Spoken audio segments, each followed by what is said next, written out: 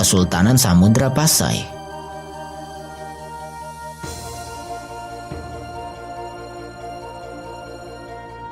Kesultanan Samudra Pasai, kesultanan pertama di Nusantara. Perairan di semenanjung Malaya menjadi saksi lahirnya kerajaan-kerajaan Islam di Indonesia. Salah satunya adalah Samudra Pasai. Berdasarkan pendapat dari beberapa ahli sejarah, Samudra Pasai tercatat sebagai kesultanan pertama di Nusantara. Kesultanan Islam pertama di Nusantara ini berdiri seiring meredupnya pamor penguasa Sumatera, Kerajaan Sriwijaya. Kesultanan ini terletak di pesisir timur sebelah utara dari Pulau Sumatera yang sekarang masuk wilayah Aceh. Nama Samudra Pasai merupakan gabungan dari nama dua kota, yaitu Samudra dan Pasai. Kesultanan Samudra Pasai dirintis oleh Merah Silu pada abad ke-13 atau sekitar tahun 1267. Samudra Pasai pada awalnya belumlah menjadi kerajaan Islam. Hingga suatu hari, seorang yang bernama Syekh Ismail dari Mekah berangkat dengan kapalnya menuju ke timur. Syekh Ismail ketika itu dalam perjalanan menuju China. Beliau berhenti sebentar di India untuk bertemu dengan seorang bekas penguasa yang telah meletakkan tahtanya dan memilih hidup sebagai ulama. Sang ulama dari India tersebut turut serta dalam perjalanan Syekh Ismail ke timur. Hingga kemudian kapal yang mereka tumpangi merapat di pelabuhan Samudra Pasai. Pertemuan Merah Silu dengan Syekh Ismail inilah yang membuatnya masuk agama Islam. Syekh Ismail kemudian memberikan gelar Sultan Malik Al-Shalih kepada Merah Silu. Syekh Ismail tidak lama tinggal di Samudra Pasai. Setelah itu, beliau melanjutkan perjalanan menuju Cina. Sedangkan ulama dari India tetap tinggal untuk menyebarkan agama Islam di Samudra Pasai. Pelan tapi pasti, para penduduk Samudra Pasai pun memeluk agama Islam. Dalam catatan sejarah, pusat pemerintahan Samudra Pasai terletak di muara Sungai Pasangan. Sebagai kerajaan pesisir, Samudra Pasai juga mengandalkan perdagangan melalui pelabuhannya.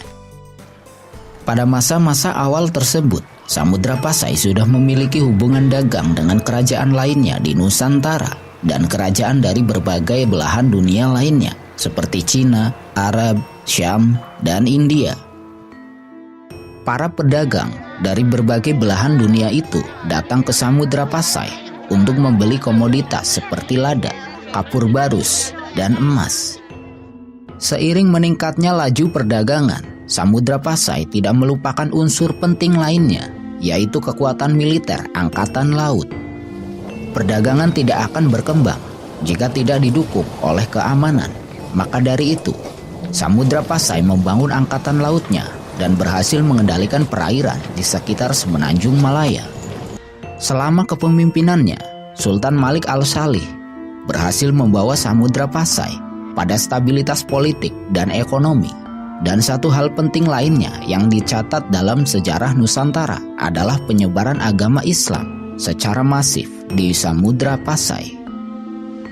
Pada tahun 1292, seorang pelaut asal Venesia, Marco Polo, merapatkan kapalnya di pelabuhan Samudra Pasai. Ketika itu, Marco Polo sedang dalam perjalanan kembali dari kunjungannya ke Cina. Sultan Malik Al-Shalih menyambut kedatangan Marco Polo dengan tangan terbuka. Dalam catatannya, Marco Polo menuliskan bahwa Samudra Pasai merupakan negeri yang tentram dan damai. Marco Polo juga mencatat bahwa Samudra Pasai juga kaya akan hasil alam dan pertanian yang melimpah. Namun, kunjungan Marco Polo sangat singkat karena dia harus melanjutkan perjalanannya. Tahun 1297, Sultan Malik Al-Shalih meninggal dunia.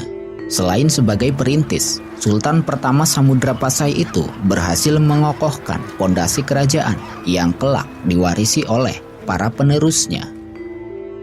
Jenazah Sultan Malik Al-Shalih dimakamkan di Gampong Samudra. Sepeninggal Sultan pertama, tahta kerajaan dilanjutkan oleh Sultan Al-Malik Az-Zahir pertama atau dikenal juga dengan nama Sultan Muhammad pertama.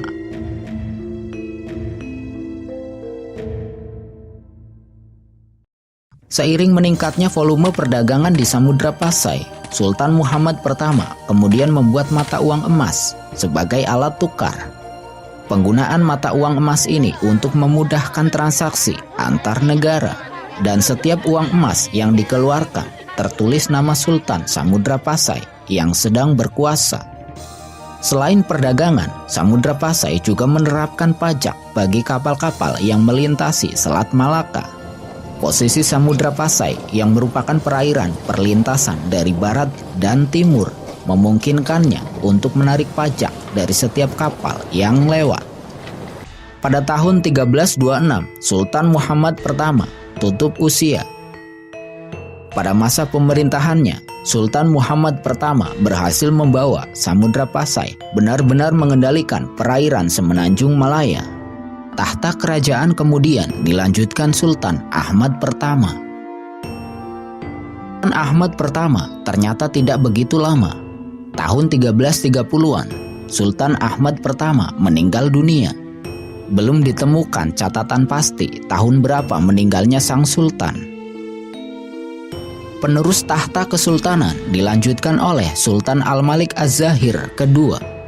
Tahun dilantiknya Sultan Al-Malik Az-Zahir kedua juga tidak diketahui dengan pasti. Hanya berkisar di era 1330-an. Pada masa kepemimpinan Sultan Al-Malik kedua, seorang penjelajah asal Maroko bernama Ibnu Battuta mendarat di pelabuhan Samudra Pasai. Sultan Malik Az-Zahir pun menyambutnya dengan hangat. Ibnu Battuta adalah seorang penjelajah yang telah berlayar dari Maghribi hingga ke Cina. Ibnu Battuta bukanlah orang pertama yang datang ke Samudra Pasai.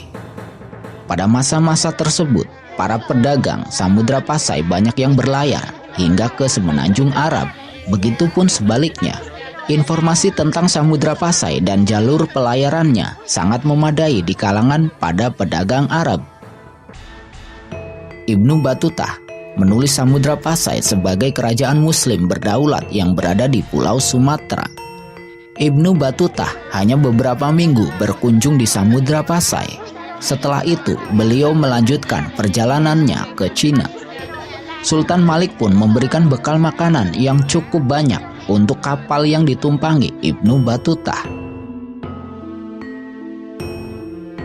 Catatan Ibnu Battuta tentang Samudra Pasai memberikan banyak petunjuk tentang keberadaan kesultanan pertama di Nusantara ini. Tahun 1349, Sultan Al-Malik Az-Zahir kedua meninggal dunia.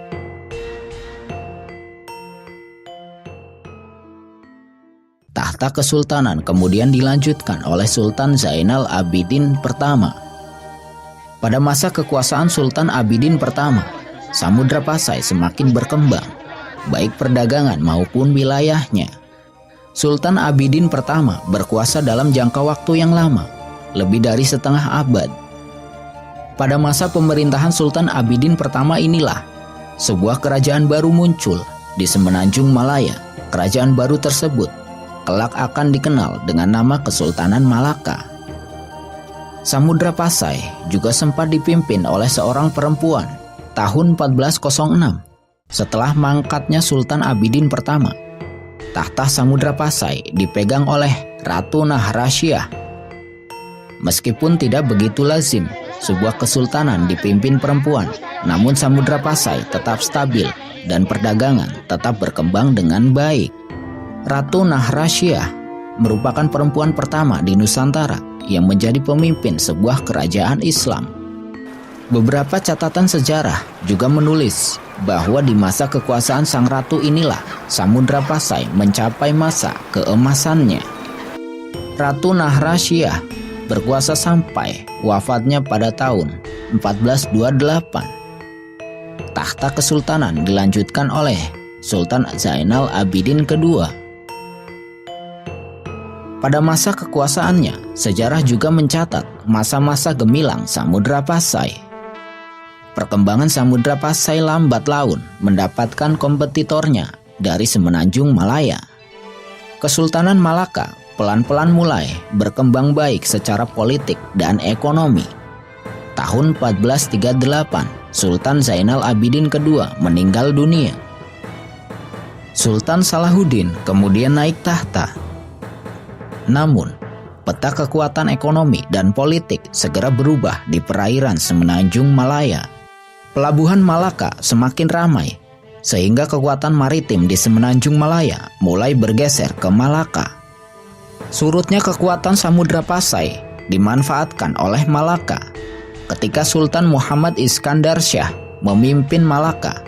Beliau menikahi salah satu putri dari Samudra Pasai. Pernikahan politik ini berhasil membuat Samudra Pasai menjadi bagian dari Kesultanan Malaka. Pada tahun 1511 Masehi, armada perang Portugis di bawah pimpinan Alfonso de Albuquerque menyerbu Malaka. Malaka yang akhirnya jatuh ke tangan Portugis membuat Samudra Pasai terancam oleh kekuatan Eropa.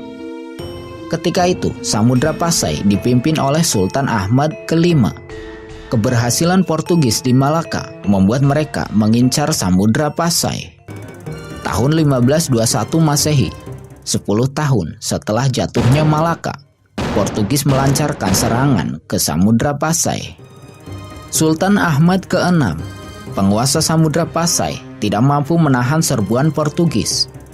Sebagaimana nasib Malaka, sepak terjang Samudra Pasai di Semenanjung Malaya pun berakhir sudah. Kesultanan Samudra Pasai sempat menjadi pusat pendidikan agama Islam di Nusantara. Beberapa penyebar agama Islam di Nusantara sempat belajar di Samudra Pasai. Misalnya adalah Fathahillah atau yang dikenal sebagai Sunan Gunung Jati.